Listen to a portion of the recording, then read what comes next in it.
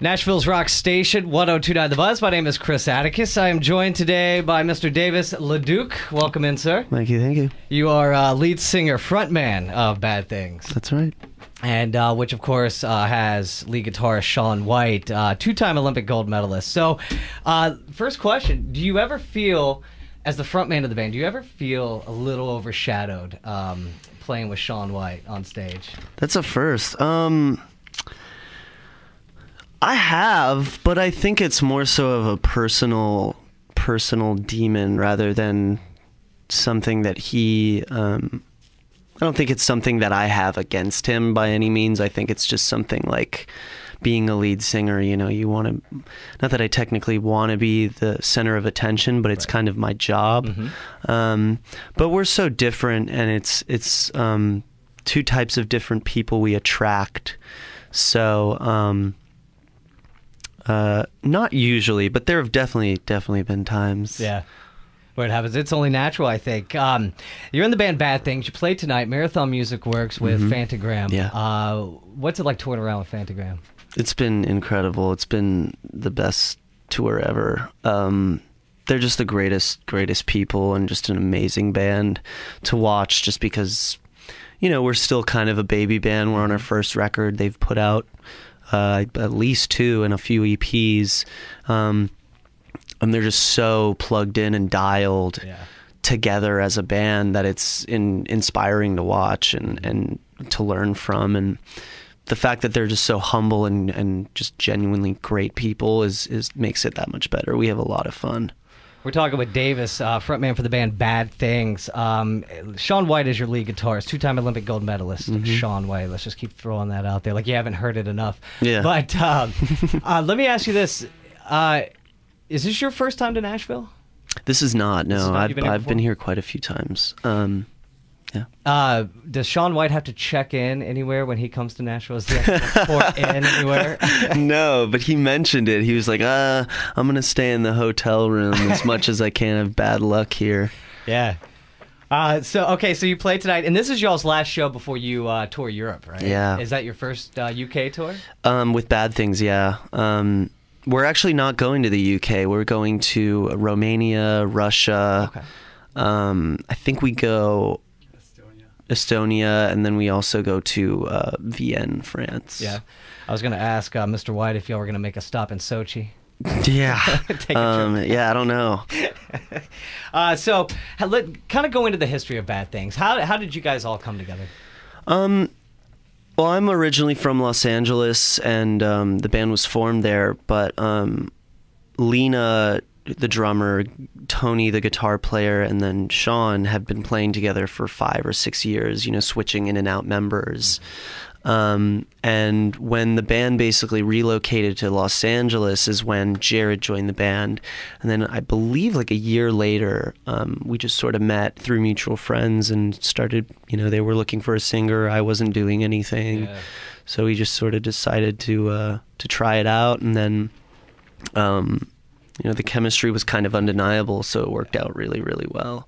So does everyone have a hand in writing? You know, does everyone contribute, or is it, you know, you and Shaun? You know? No, it's completely collaborative. Everyone has a say in the songs. Everyone writes a piece of the music, be it Lena, you know, writing a melody, or me writing a drum pad, or, you know, Jared writing key parts and Tony making a vocal thing. There's even been times where Shaun has written choruses, and it's funny because I've never been in a band. I've been playing in bands for 12 years, and I've never been in a band that is as collaborative and chemistry driven as this band is. Cool. It's great. It's really an incredible feeling. Yeah. So, does everybody in the band get a complimentary snowboard?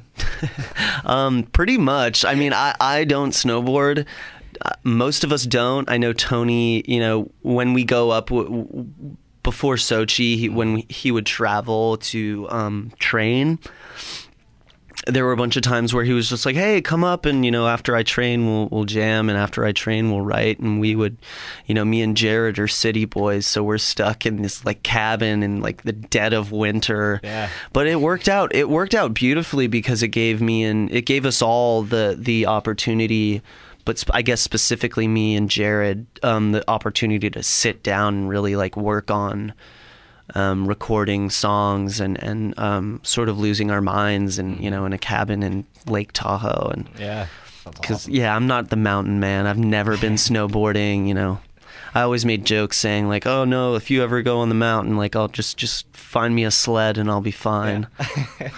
An inner tube or something. This is kind of a generic question, but influences for your band. What are some artists, past artists, even current artists that really have a key in your sound? Yeah, well, like I mentioned, I mean, Fanagram has had a tremendous influence on us as people, and then also as musicians, because we were listening to them before we even met them. We all met in New York, but I know Lena loves Fanagram and has loved them even before Voices came out. And there's that, and I mean, there's I'm from LA, so I'm influenced by a lot of local bands in LA. There's a band called Pangea, or Together Pangea. There's a band called No Parents, the Beach Boys. I mean, Otis Redding, Elvis. It's very wide. We on our record we tried to really make every song different, because one of my heroes is David Bowie, and if David Bowie, every record is different. If not every song, every record is different, and I just admire that so much in musicians, because it leaves so much room to do what you want and to progress, and if people like it, people like it, and if they don't, they don't have to listen to it. So exactly. We're talking with Davis, frontman of the band Bad Things. You play tonight. Marathon Music Works with Fantagram. For details, tickets, 1029thebuzz.com. You guys are signed to Warner Brothers. You put out your album, your self-titled debut, in January. Now, is this the first band that you've been a part of that is actually signed to a major label? I'm trying to remember if I was in a band called Billy Boy on Poison. I'm not sure if it was a major label, but it was like a sub-label of Universal Republic. So this is kind of the first time on this level. Yeah, okay. To where it's, international touring and I mean, it's an incredible feeling. So when you put that album out, the day arrived, it came out, it was in people's hands or on their, iPods or whatever. What was that feeling? Can you describe what that felt like for you? I think all of us we got together that night and we were all just sort of like, finally, we had been working on that record for, 2 years and we wanted to get it just right. We wanted to get it right where we wanted it. And by the time, it came out, we were like, okay, finally, like now we can take a breath and like, sit on it and enjoy the fact that it's done and we don't have to be in the studio. But what we also realized from that is that we like writing and we like being in the studio, so we sort of created our own little space in our rehearsal area. But it's a great feeling. It's a great feeling, and then it's also like it makes you kind of nervous, because when I write music and when us as a band write music, it's very personal, and it's it's taking a part of each five of us and showing the world us. Yeah. So it's nerve-wracking because we want people to like it. I'm not going to sit here and say like, no, I don't. We want to be an indie band, or we want to do. I want to do this for a living.